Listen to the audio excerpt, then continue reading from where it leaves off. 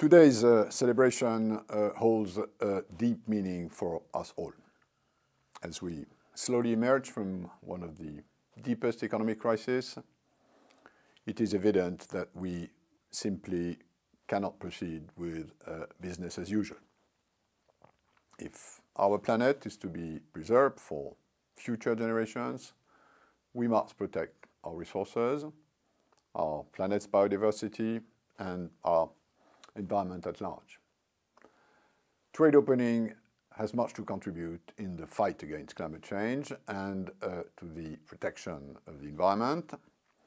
But the World Trade Organization is about much more than trade opening.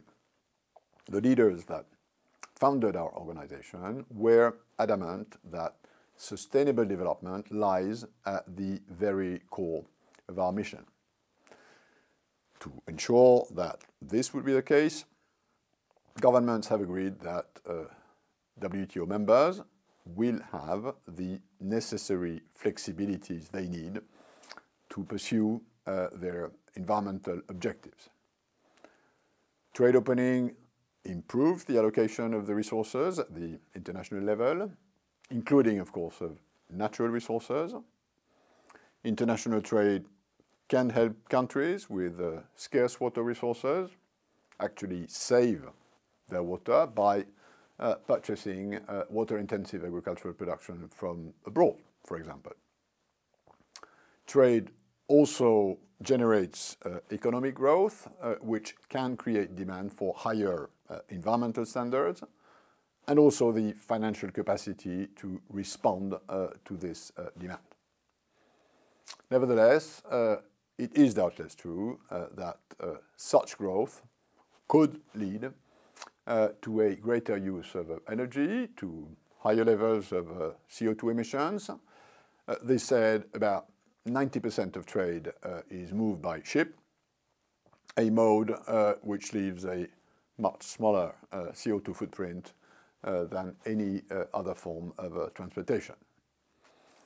There is also the fact that more open trade can facilitate improved production methods and can make environmentally friendly products and technologies more accessible to more consumers at lower costs. And this will surely be needed to reduce the use of energy and pollution. Protecting the environment also means protecting our oceans. Overfishing depletes fish stocks in our oceans and threatens many species with extinction. There is certainly a link between certain types of government subsidies to overfishing. And reducing fishery subsidies could significantly reduce overfishing and foster species preservation, which is why WTO members are presently negotiating stronger international disciplines in this field. And a deal on fishery subsidies in the WTO would mean richer oceans for future generations and would constitute a triple win. Win for trade, win for environment, and win for development. The entire world is well aware of the environmental dangers posed to our planet, but the ability of governments to respond to these challenges is tied closely to the resources at their disposal. Countries which have had success in alleviating poverty and raising living standards tend to be more apt at creating the conditions for a cleaner environment.